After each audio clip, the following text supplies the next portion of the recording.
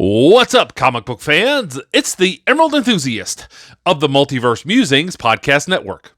Here with a look at the Hasbro Titan Hero Series 12-inch figure of Moon Knight.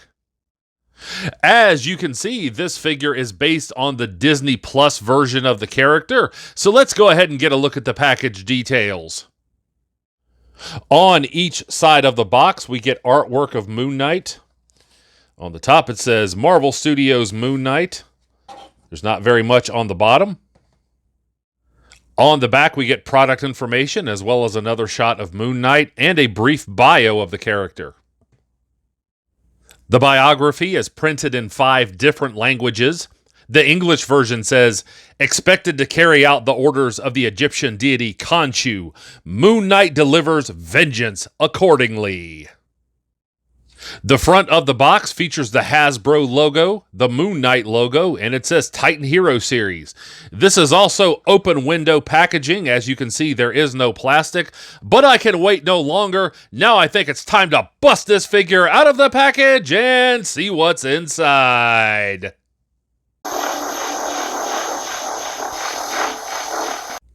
Here is the figure free of the outer packaging, but still bound to the inner cardboard. And here we see Moon Knight out of the package and ready to rumble. I am very impressed by this figure. There is an extraordinary amount of detail for this figure line. However, I think there are a couple of areas that could have used improvement. So let's take a closer look at the loose details now. Let's have a look at the lower body now, and there is an extraordinary amount of detail here. There's lots of really cool sculpting. You can probably hear this. And that is plenty of great sculpting detail, and it signifies the costume wrapping around the Moon Knight, and I really appreciate that.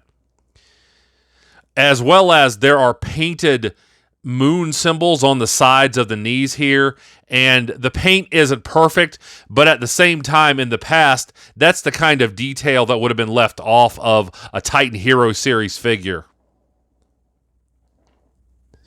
Now, there are some hieroglyphics missing here, but to be honest, I didn't expect those to be there.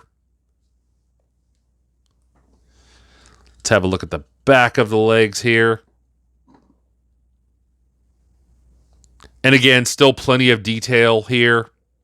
Lots of wrinkles have been sculpted in. You can see the seams of the costume.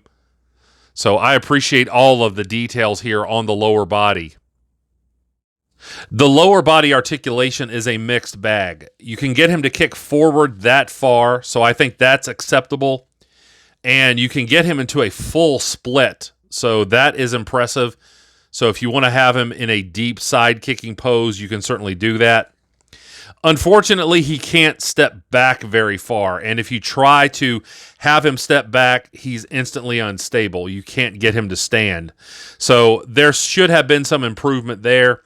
Also, aesthetically, the tops of the legs here, and I get that what Hasbro was doing here was making room for the hinge, the joint here, but there's these huge gaps between the tops of the legs and the torso, and those don't look very good. So I certainly hope that in the future there's some improvements made when they do this type of articulation with the hips.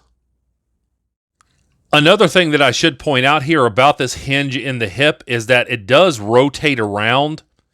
So that does give you some more options when you are putting the figure into kicking poses.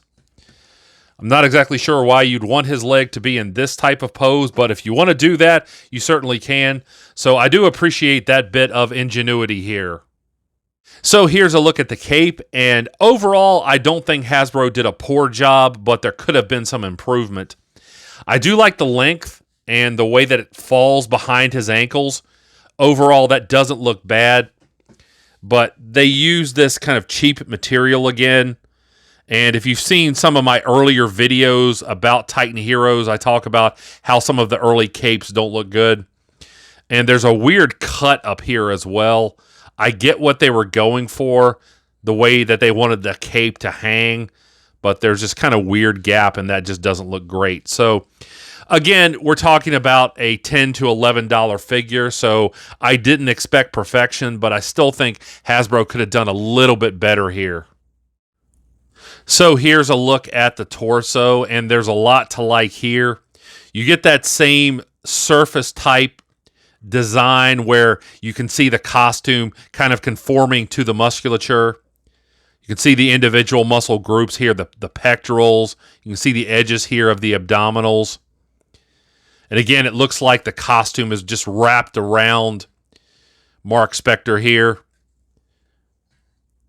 Here's a look at the back. I'm very happy that there's no port back here. I never want to see those. There's plenty of good sculpting back here too. I really like the way this gold paint looks. It's very reflective. You can see the light dancing off of it as I move it.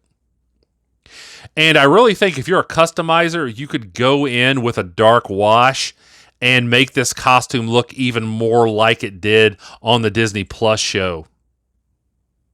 The sculpting details on the arms are outstanding. You can see all of these little individual sculpted lines here on the hands. And there's more of that gold paint here around the wrists. And that continues past the forearm into the biceps and the triceps here. You can see some definition back here in the triceps as well as the deltoid here. So again, in terms of aesthetics, I think this is some really fine work by Hasbro. There are 2 points of articulation on the arms. There's the wrist swivel here, and that is certainly acceptable. By the way, he has gripping hands, so if you do have a staff or some other weapon from another figure, he may be able to hold that. But the articulation on the shoulders is certainly subpar. You can only get the arm to go up that far to the side. You really can't get it to rock back very far. That's as far as it'll go back. But at least he does have 360 degrees of rotation in the shoulder. Let's take a look at the head sculpt now. And there's plenty to appreciate here. I like the shape of the face. I like that you can see the detail on the chin here, as well as the suggestion of the nose. Now, there should be some paint here on the moon. Obviously, that's missing. But overall, the cowl is the appropriate shape, and I really do like that. Here's a quick look at the back of the cowl.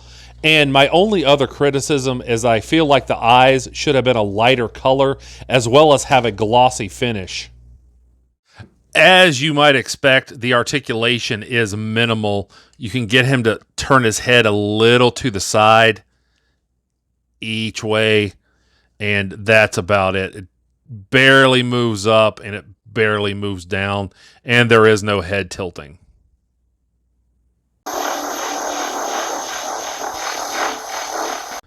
I certainly hope you have enjoyed this review. If so, please like and subscribe. Stay tuned for some articulation shots, and also remember to catch me on the Multiverse Musings vidcast, available right here on YouTube. And I'll be back with more reviews of Titan Hero Series figures soon. But until we meet again, this has been the Emerald Enthusiast, and thanks for watching.